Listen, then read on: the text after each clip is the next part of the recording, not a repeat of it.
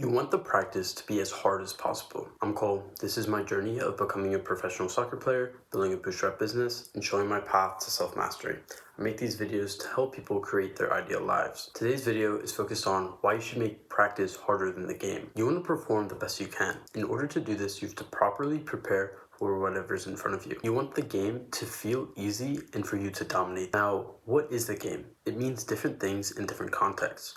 For example, if you're doing sports, it's pretty obvious a game is a match between either you and another opponent or your team and another team. But for other things, such as business, it's a little bit more vague. This could be a very important presentation that you have to give either to higher ups in the company or to your boss. You should define what the game is and how you have to perform according to your life and the standards that you want to live by. You don't want to show up unprepared on game day. There are likely to be surprises, so you have to prepare yourself as much as you can for what's in your control. If you're giving a presentation, this means knowing the slides and knowing what points you want to talk about and practicing it over and over again. You don't want to just practice the same thing. You want to continue to make it harder and harder so that you become better. This could just start out as you going through the entire presentation and watching the tape back on it. Over time, as you get more comfortable and think you need a little bit more feedback from other people, you start out with maybe just one person, then you could continue to build up until you're comfortable talking about the presentation in front of other people. Sports-wise, for a game, you want to practice your skills in an environment that will be even harder than in a game.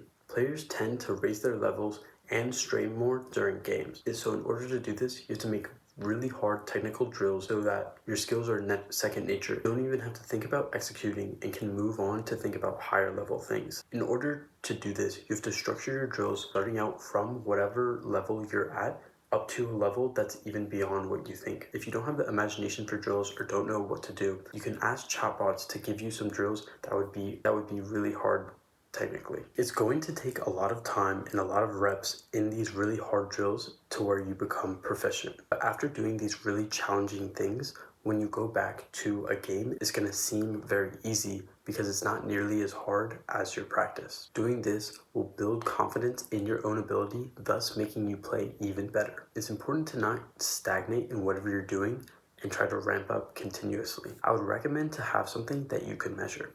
In terms of presentations, this could be using filler words or saying like, but, or having awkward pauses.